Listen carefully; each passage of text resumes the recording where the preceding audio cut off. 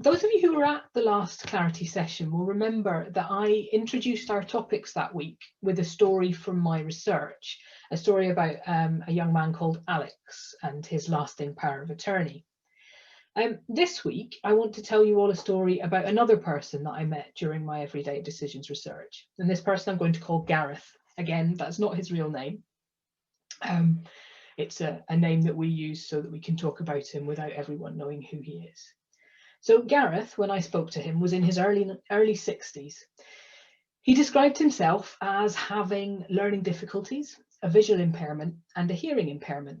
And Gareth was supported to live independently in the community by his personal assistants, primarily. He didn't really have family carers available to him. And he told me that his personal assistant that he'd had in the past, a previous personal assistant, not the one that he had at the time that I spoke to him, had done things to him like manipulated him into buying things for her when they were out shopping. And she persuaded him to leave his estate to her in his will. So that his estate, all of his money and things, she persuaded him to leave all of that to her in his will. And he implied, although didn't say specifically, that he thought that she'd taken money from his bank accounts as well. The same PA supported one of his friends, and they got talking one day about things that were a bit funny. And when he and this other person confronted the personal assistant, Gareth told me, and this is Gareth's words, I quote, "She resigned from her job, guilty conscience. She just walked." So when I got in touch with the people who'd helped to find the position, they said, "We'll send a letter out. We'll talk to the person, and then they'll arrange a meeting." Of course they did. They set up a meeting again. Second time around, she resigned rather than face the music. And that's what Gareth said about it. So this person didn't get prosecuted or anything like that. But it was a really upsetting experience for Gareth to be abused in that way. And he was quite embarrassed about it as well, because nobody wants to think that they've been taken advantage of. The problem was that Gareth hated dealing with his finances. He would much rather someone else just dealt with it for him because he found it to be a tricky area. But his new PA wouldn't let him just ignore his finances and leave it to her, because she wanted to make sure that he had the skills and the tools so that he could know if he was being taken advantage of again in the future. So his new PA supports him to go through his bank statements every month, and he gets those in easy read every month. And by doing that each month, Gareth has found that his confidence about money has built and built over time. And also, he's now financially much better off. He told me, and I'm quoting again, "I know now I can go out and enjoy myself more than what I ever used to do before, and that's a total difference." So now Gareth goes out to the theatre and goes on holidays and is supported to budget for these kinds of things. But he also now does his own shopping with support. Before, everything was ordered for him online and delivered, and he didn't really have any choice about what was delivered or when it came or anything like that. And certainly he didn't know about how much things would cost. And when his current PA first started supporting him, he hadn't even been in a supermarket. He hadn't done supermarket shopping at all. It had always just been delivered to him. And now they told me that he'll wander off up an aisle and get his own milk or his own ham or whatever. And he can't always read the packaging because of his visual impairment. So he uses things like the traffic light system on the front of things to help him to know what he's choosing and that he's choosing the right type of thing. So the lower sugar versions of drinks and things like that, or the colours of the milk bottle tops to help him to identify which is the right milk to get.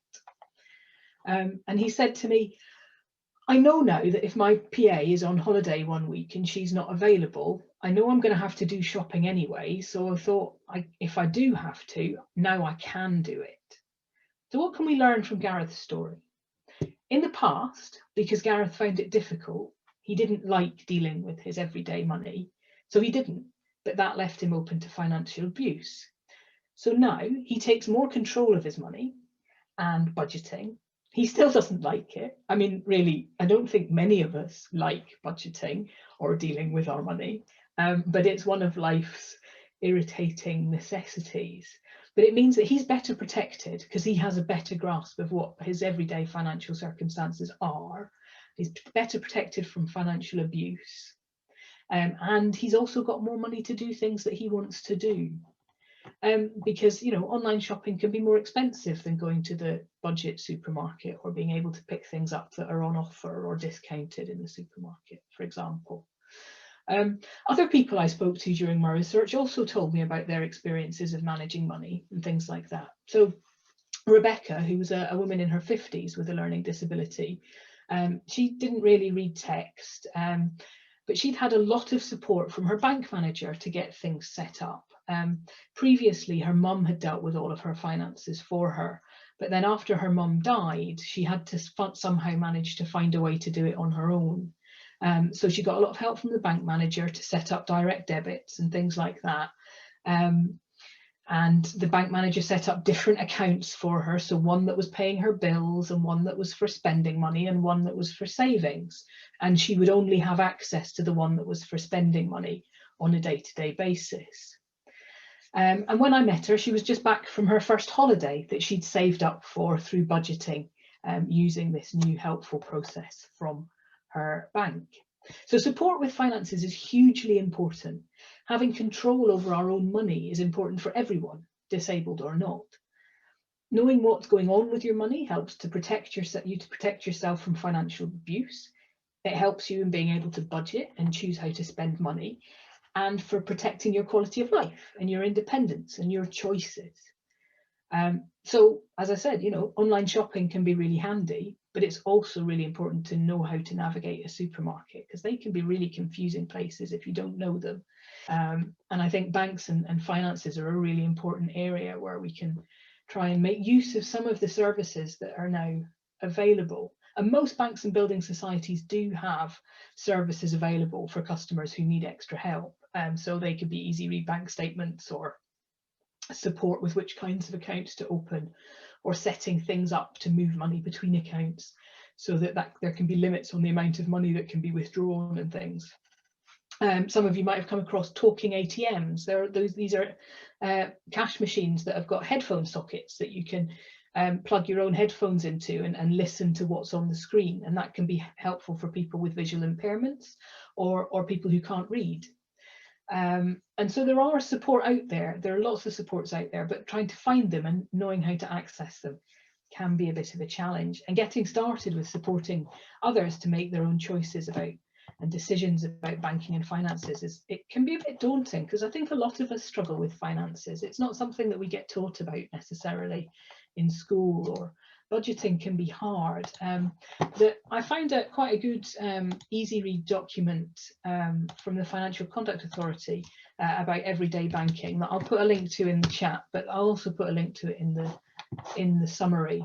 And that could be a starting point for some discussions around banking and the kinds of services and things that you get from banking.